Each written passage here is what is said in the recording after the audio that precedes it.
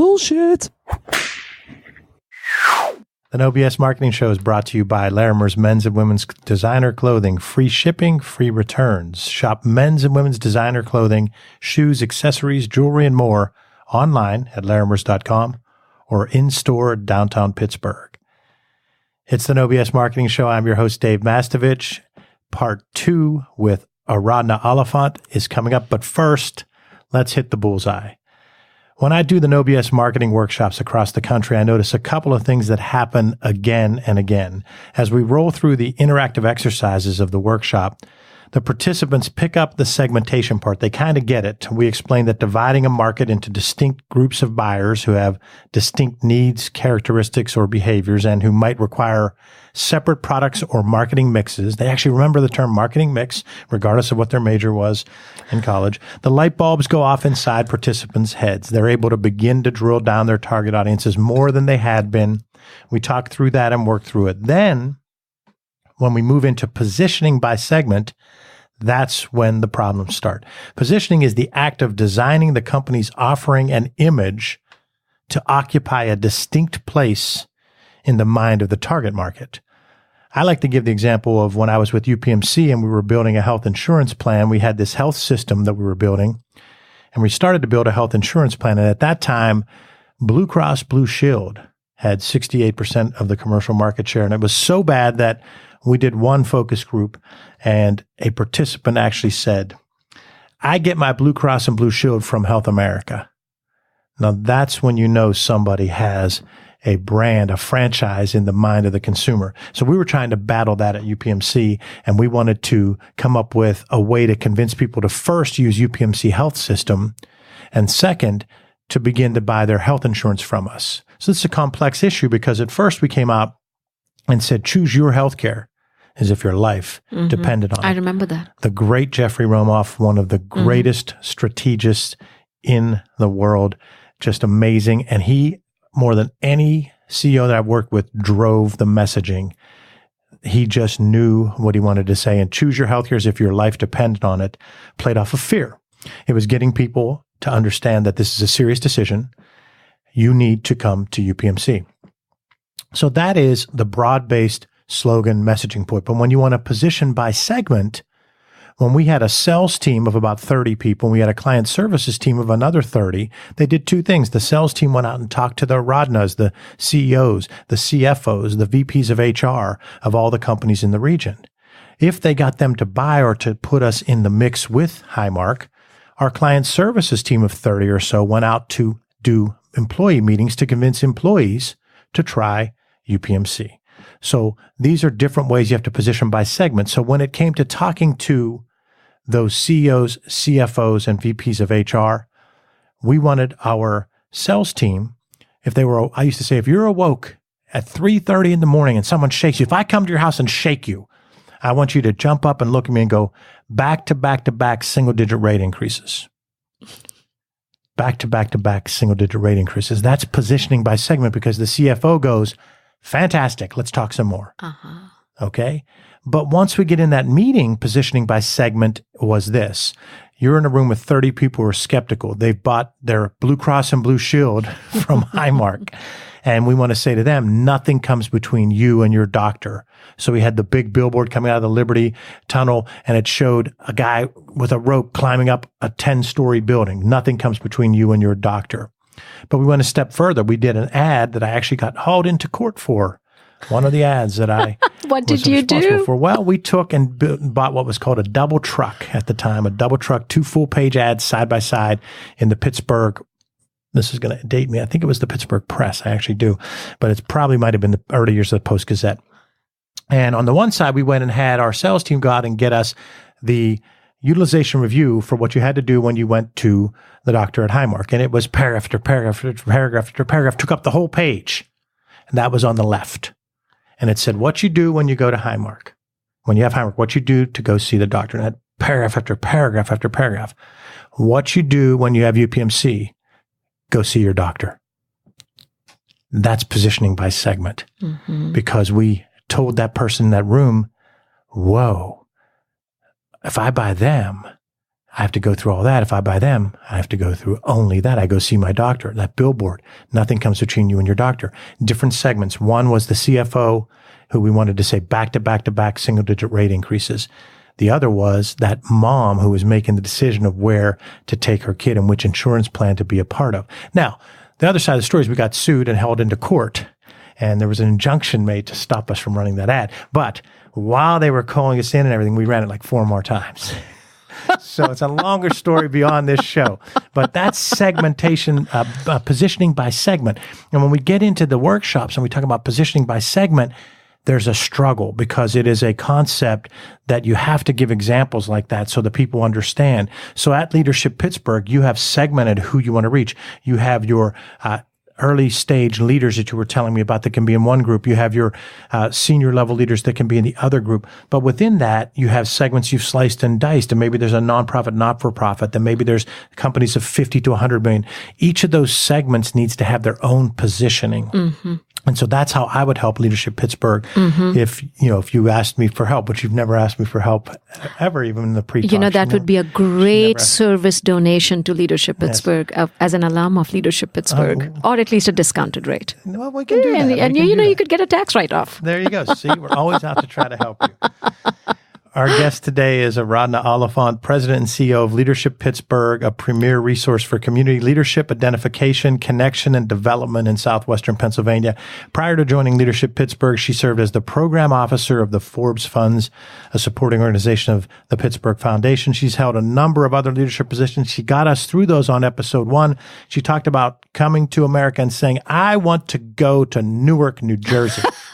Garden State. That's where she wanted to land, Newark, New Jersey.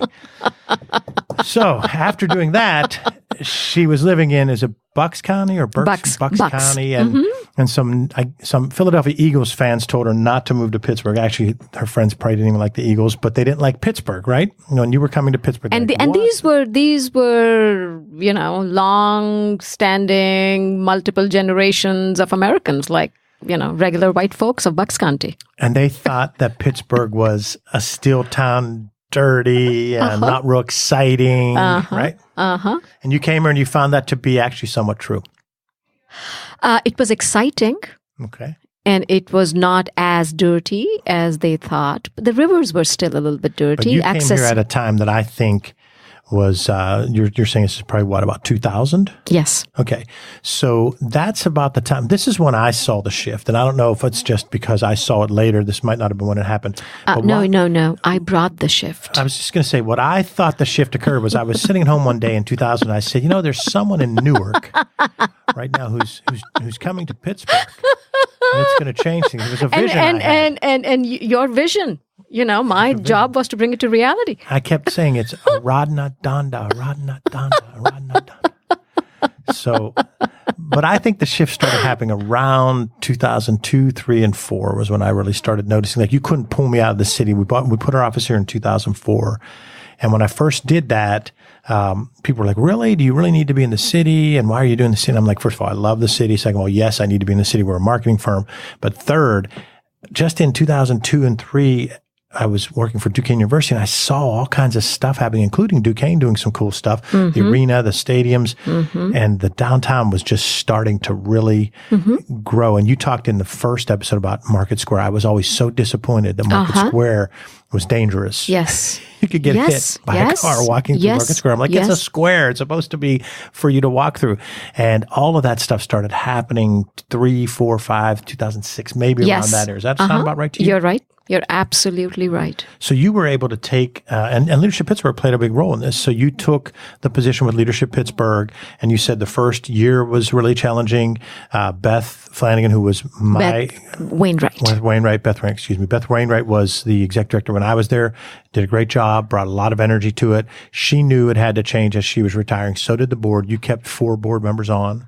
No, we kept all the board members sort of like stayed on, but the 4 or 5 really became the foundation around whom we could then build what the full board wanted to have happen, but they were almost getting in their way.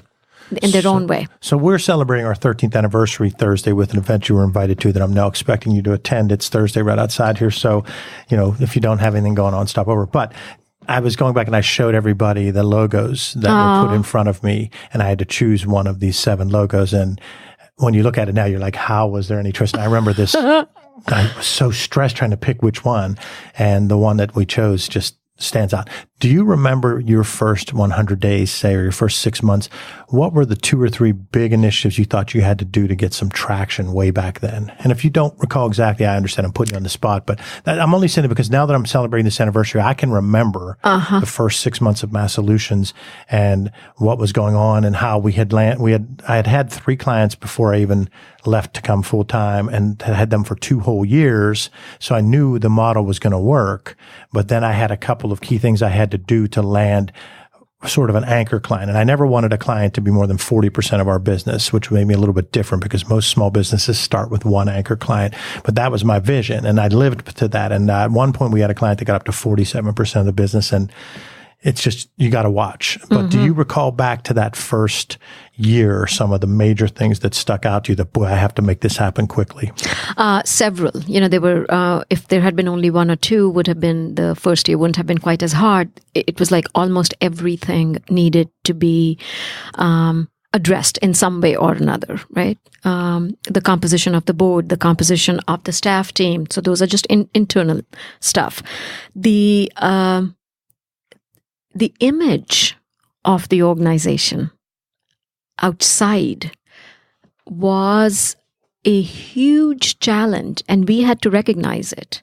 We have, we are a nonprofit organization, but we have a very strong business model in that 50 cents to the dollar comes from earned sources like tuition, that when you participated, you or your company paid the tuition.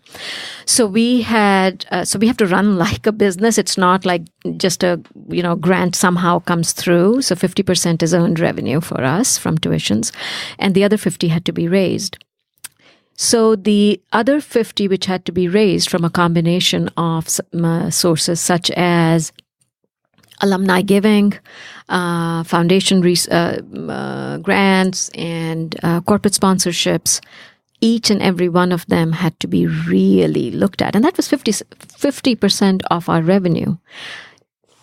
So that was one side. So in some ways, when you're trying to get the corporate sponsorship like that, you're actually competing with Allegheny Conference and other entities then in some ways. We are lucky in that we have a very good partnership with the Allegheny Conference. Okay. Maybe because in a way they birthed us all those years ago when the chamber was a standalone, and now the chamber belongs to the Allegheny Conference. Also, the thing is that they are cognizant that if they can't do the work that they do, the conference cannot do the work they do if business leaders are not civically engaged. And that is something that their board, all of us boast about, right? That Pittsburgh region has a very strong commitment to civic engagement from our business leadership. That is not an accident. That's why they have a good partnership with us. Because guess who is going to be leading those companies in the future? Some of our alums are now on the board of the Allegheny Conference and all of that. So they are very wise about protecting that pipeline of civic leadership. So we have a very good relationship with the conference. So you have the 3 elements. So you had to have a strategy, then try to do corporate funding. Talk about that. What were some of the things you had to do to try to increase that and grow that? The one was getting the right people on my board, so that they had the visibility, they had the connections, that they could advise on the strategy and on the execution. Because we don't have a marketing department. You're looking at her. We don't have a real estate department. You're looking at her. We don't have a legal department. You're looking at her. So we rely a lot on our board. So our board had to start to bring those resources in. I had to start telling a different story. I had to sharpen my story. But that sharpened up story had to be backed by equally sharp products. So now when people say, Aradhna, how did your board and you turn the organization, those who knew that the organization was looking to turn, how did you turn it around? And I said, you build the ship or the plane while you're flying it. And so we had to do that because we couldn't stop our programs midway. We are like a very mini university. So, we already had students in the pipeline. We couldn't take 2 years of break and say, okay, we'll come back with a new strategy. We would have lost a lot of momentum. So we had to make our products more strong, and then we had to sell them well. Because if we just did the selling well, and then a client, let's say you, came to our program and you found it to be BS, guess what would happen? You would never recommend anyone else in your network to apply to Leadership Pittsburgh. Because unlike a college degree, you don't need Leadership Pittsburgh to get a job. Right? So it is an expense that you make or your company invests in you, which needs to have much more perceived value to you before you enter the program. Once you've been through 2 sessions, we have you. I mean, you've been through that experience. I've been through that experience. But that crossing that barrier of perception of very busy individuals to apply for this program when they're not necessarily going to get a pay raise of it, not necessarily going to get a new job out of it. In fact, they're going to have to put back more in the community. So the perception had to change. We did a lot of work with our products, which is our programs. And we did a lot of focused work on how we talk about our organization, not like a sweet little nonprofit that is rolling out programs. We are very proud of the tagline. You mentioned Mr. Romoff's, of course, he is big and UPMC is big, but that tagline, we open eyes, minds, and doors. Got it. It's good. And that's what the board and I are very proud of having done because, once you say that tagline, then you can elaborate on it. Yes. But so those are the kinds of things we had to do. Let's go down that path for someone that maybe is listening and doesn't know much about Leadership Pittsburgh. You open eyes, minds, and doors. Talk us through all 3 of those key parts of that awesome positioning statement. Thank you. And Dave, please, as a graduate of Leadership Pittsburgh, our Senior Leaders Program, if I'm missing something, please do chime in. I will. Thank you. Because you're the expert here. I'm sitting here as you're giving your, small interludes, and I'm learning from you. And I'm thinking, boy, I didn't think about it that way, so I should. So don't be surprised if you get a call from me saying, help me. Okay. So we open eyes, minds, and doors through our programs. We have 3 selection-based programs and a whole host of other activities through which we accomplish that action statement, the opening of eyes, minds, and doors. Our Senior Leaders Program, which is the one that you went through, which is meant for folks with significant spheres of influence. So, business leaders, for a bank, it might be an SVP or an EVP at a bank. Right. We open eyes by showing our class of about 50 or 60 is created every year. It's very competitive. By showing them all different aspects of the community that they may not otherwise get to see if they were just a banker, just a communications. That is absolutely true. Yeah. That was amazing to me. We would basically do these trips like for a full day. Yeah. And we'd go to these places and I would just go, this is here and I didn't know this. How did I not know this? I'm a VP at various places, a head of marketing, head of communications, public affairs, all these different jobs. And you'd think in that capacity, I would know some of this stuff, but all these different places and you'd spend the day together. And as you said, it was competitive. And even once you were selected, it was competitive because people can say they don't do this, but it happens in sports, it happens in business. And you walk in the room and you take a look at who's around you. Oh, absolutely. And you try to say like, okay, where am I on this pecking order? Absolutely. Of course, I looked and said, okay, who's second? Who's number 2? Who's number 2 here? And I'm looking around seeing who's 2 and 3. And actually, I'm kidding. I was like, holy heck, this is a tough crowd. But there's a lot of talent in the room. Oh, they take us to different places. It's really cool. Give an example of one from the recent class, an all day or a half day that you went somewhere that opened eyes. Okay, so let's take education, public education day. We would start at Point Park University, where we might have the best thinkers in education policy, not boring, but the best thinkers and decent speakers engage the class, inform the class, so that we are setting the groundwork for what's happening, what are the how do public schools get financed, et cetera, et cetera, et cetera. Then we would break them up into the small groups. A class of 60 in our senior leaders program is broken up into groups of about 8 or 10 each, and they might go, one group might go to a high-performing school district in an affluent area. Another group may go to a high-performing school district in a not very affluent area. Another might go and visit, so you get all the different segments of public education.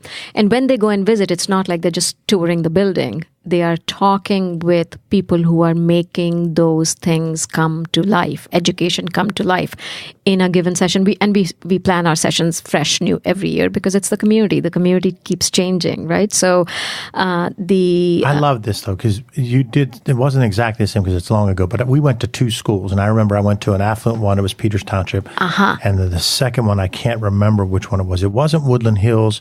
It might have been Penn Hills. I can't remember. I just can't remember. But they were trying to show us that we had to be open our eyes to the different challenges that they had. Correct. Because they were completely different challenges. So Correct. I'm sorry to interrupt, but that was really interesting. So that's the kind of stuff that we would do. And then we bring the class back at the end of the day to say, okay, and when you experience something, Dave, then you feel it much better than reading it in the newspaper or hearing it, about it on the radio, right? When you see the children, when you see the principal, when you see the parents, when you see what they have to do, and you meet with the guidance counselors.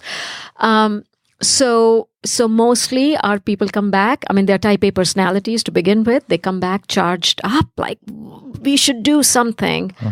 And then at the end of the day, we say to them, all right, you wouldn't be in this class if you weren't leaders. Is it someone else's responsibility? Or is it yours as community citizens and leaders in the community? And then out of that come out some action steps. So that's a very broad sweep of a Leadership Pittsburgh day. So we open eyes, right? Taking them to different places. We open minds, because when you go to a place and you hear the speaker speak, your mind begins to open to new possibilities. Even if you go to an impoverished school district, chances are you come away from that school district not saying they're horrible people. Chances are you come back from that school district saying, boy, they are struggling. Boy, they could do this, or I can help them do this. You open your mind. There is a mentor of mine who says you can't lead a community you don't love, and you can't love a community you don't know. Think about it. So that's what Leadership Pittsburgh classes do. So opening eyes, minds, and doors. Doors open. I mean, I don't know how many people in your class you're still in touch with. I'm in the airport coming back from workshops in Atlanta and Miami, and I'm walking in the airport, and it's a 4-hour delay. And I look over to the right, and who's at the bar drinking but is Doc Mendelson, who was in my class. And I go, Doc, what's up? And he goes, LP20. And then he goes, how's that baby? Because off the air, I had told my LP20 baby story. So you do remember. So you remember because, and these are not, I remember people from my class. I became best friends with some architects. What was I doing hanging out with architects, And so there is a lot of knowledge of people and the community that happens through our programs. And that's just one of our programs, but that's how we open eyes, minds, and doors. We're with Aradhna Oliphant of Leadership Pittsburgh. I'm going to give my story. Okay. When I come back about my experience after the break. So no BSers, you know that I love my Robert Grahams, and Aradhna complimented me on my shirt, and that just makes my day. And all those shirts and everything that I wear, just about everything I wear, comes from Larimer's men's and women's designer clothing. I've been a customer for over 20 years. I know back then, and I still know now, it's the place in Pittsburgh for men's clothing. And it's the same for women's clothing too. And you talk about opening minds. I never thought that. I had Tom Michael on here as a guest, and I felt terrible because I'm bragging up, talking about how great they are for men's clothing. And every time I do, he goes, and women's. He was sitting over here and he'd go, and women's. I'd go, men's clothing. He'd go, and women's. So yes, Tom, you're right. And it's the same for women's clothing too. So shop online at larimers.com or in store in downtown Pittsburgh.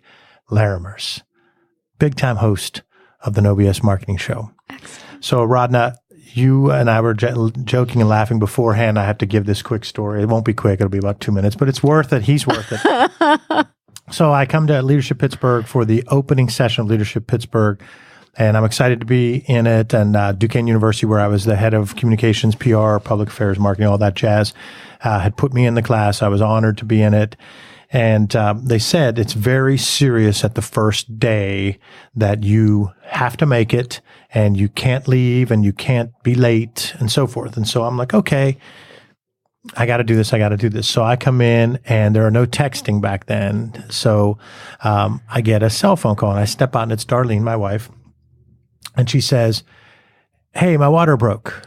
So in the midst of this, there's an exercise going on where they paired us up with two people and you were supposed to interview that person for 10 minutes, 5 minutes. I think each had 5 minutes and then they had to introduce you and you had to introduce them. But there's 60 people. So wherever your pecking order is when you would go. So no, this is Darlene's pregnant with our third son. So we have Alec, who you met today. And you fine said, young man. You said he didn't look like me at all. He's much better looking. Yes, exactly. So there's Alec, and then there's Brevin, my other son, who's second son, who's going to college Thursday this week. So I have to take him back. Where's he going? He's going to IUP. And since I'm adjunct faculty there, they put on the full court press, and he's in the business honors college. I'm very proud of him. He was a heck of a basketball player, and we thought he was going to go somewhere to play basketball, but he tore his ACL and decided, you know what? I'm going to just go have fun. So proud of him. So those two are probably 5, 6, and 4 maybe. And so she tells me this and I say, okay, call my mom and dad. They'll drive from my hometown of Johnstown to come up and babysit. And we had someone else to cover till they got there. So I hang up and I sit there and the guy that's interviewing goes, what was that? And I say to him, Darlene's water broke. And he goes, well, what are you going to do? And I said, well, I can't do anything. They said, we can't leave. And I said, furthermore, Darlene is the toughest person I know. With Alec, she let me sleep for 6 hours. Her water broke at midnight. It's our first, and she wakes me up at 6 in the morning. I'm like, this is the greatest woman on the face of the earth. I'm like, wow, I slept for 6 hours. So he's looking at me like kind of strange, and I'm kind of a bit of a fool, so I'm like not even thinking through how bad this is. So they go through, and each pair gives up and introduces their person. They get to about, out of 30 groups, I'm probably like, say, 22nd or so. So I'm towards the tail. And I stand up, and Jeff Funovitz just hit me. So I introduce Jeff Funovitz, and I go through it, and I explain he's I think an architect or something like that. And I go through his whole thing. He's from Mount Lebanon, and gave his whole story. And I get done. And they go, okay, Jeff, you're up. And he stands up and says, I can't take it anymore. He said, you remember when he stepped out to get the phone call? And everyone's going like, yeah, he took a phone call. What's wrong with this guy? And he goes, his wife's water broke. And all the moms in Leadership Pittsburgh went, what? What's wrong with you? You're an idiot. Get the hell out of here. Go. And I go, hey, I'm not supposed to leave. I was abiding by the rules. So he became Leadership Pittsburgh baby. And so it was Leadership 20. So we got his shirts at LPXX. And I took him to Doc's when Doc had the big party. And we brought in the Leadership baby. So the Leadership Pittsburgh baby is now 13. God bless him. And your wife is still talking to you. Yes, she is. And his name's Carter. So it's Alec, Brevin, Carter, Dave, and Darlene, because I had to make it simple because I'm a marketer and I thought no one's going to remember my kids' names because I got 3 of them. So you just got to go A, B, C, D, bang. Yes. I wish I could say I was that cool that I planned that, but it just kind of happened. Once we chose Brevin, we're like, if there's a third one, we thought it was going to be a girl, so it was Carly. We were like, so then the 2 older ones tease him by calling him Carly. It's just never ending. So. Yes. You made it sound good, which is also marketing. Yeah. Aradhna Oliphant, the CEO of Leadership Pittsburgh. So now pick a tool that will help our audience tell their story, craft their message, or communicate to internal or external audience. It could be any tool. It could be, you could say, hey, this is my favorite blog. I read this every morning. It's, every Friday you can say, I get the No Bullshit Marketing email blast, and that's your favorite blog that comes out every Friday. That's it. That's what you could That's say. it. That's what I was going to say. Yeah, you were going to say that. No, but any tool that you think could help our audience. So it might help them become more organized. It might help them become a better leader. It might be something they can read to just stay up to date on trends. Just whatever tool you think will impact our audience. This is going to sound so theoretical and so boring, as my husband sometimes blames me that I can get very serious. I actually really do enjoy Harvard Business Review. I love it. I take it on vacation from time to time, and I read things in there. So always gives me something to think about. Something local I enjoy and learn about the community is Next Pittsburgh, Tracy Serto's publication. A tool, here is something that I learned relatively recently. I'm not much of a social media person. I need to be. I have a Facebook page, and I like baby pictures and things like that. But I did not know that when you you put a post on Facebook for You Must Know This, that even your fans, unless you boost a post, only 5 to 10% of your fans of that Facebook page have access to it. So Facebook is not free. And, we have tried in everyone thinks that you put a post and there, all your fans get it. No, research says they don't. Once you invest even $5, $10 in a post, when you boost a post, this, it has a higher propensity to reach more of your fans, of your own. I did not know that.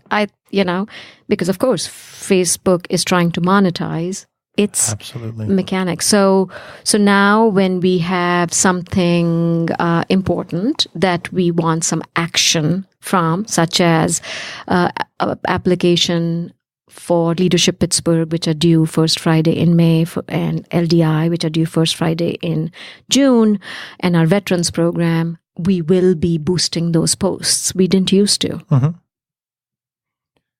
Was there anything you thought I'd asked you that I didn't?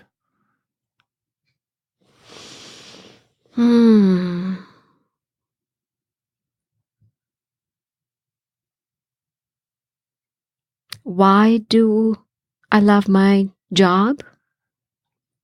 Why do you love your job? I'm easy. See, I do whatever you ask. Yeah, your blog post is the one thing that everyone should. When does it come out? For every Friday, it comes out to those subscribers to the No Bullshit Marketing e-blast. Yes. So why do you love your job? The people it puts me in touch with. I'm so privileged that I get to work with 120 of the region's best every single year. Between Leadership Pittsburgh, a class of about 60, Young Leaders class of about 50, our Veterans class of about 20. I mean, and then to see them making a difference, like yourself, and to be able to play a part of that for whatever they would do for this wonderful community of ours throughout the rest of their lives, and to know that Leadership Pittsburgh had a little role to play in that, it's the most beautiful thing. Well, thank you, Aradhna, for being on the show. Thank you for having me, Dave. Aradhna Oliphant of Leadership Pittsburgh. And to you, our listeners, thanks for joining us for the No BS Marketing Show, brought to you by Larimer's Men's and Women's Designer Clothing. Free shipping, free returns. Shop men's and women's designer clothing, shoes, accessories, jewelry, and more online at larimers.com or in store downtown Pittsburgh. Visit masssolutions.biz for show notes plus additional marketing and messaging resources. And like Aradhna just said, sign up for the No BS Marketing Weekly Update. You'll receive timely, valuable ideas to improve your marketing and transform your message. It's light, intended to be read in 2 minutes or less, and it just might trigger bright ideas for you. Again, to sign up, visit masssolutions.biz. And remember, ask yourself, What's the big idea? And build your story around the answer. It's all about bold solutions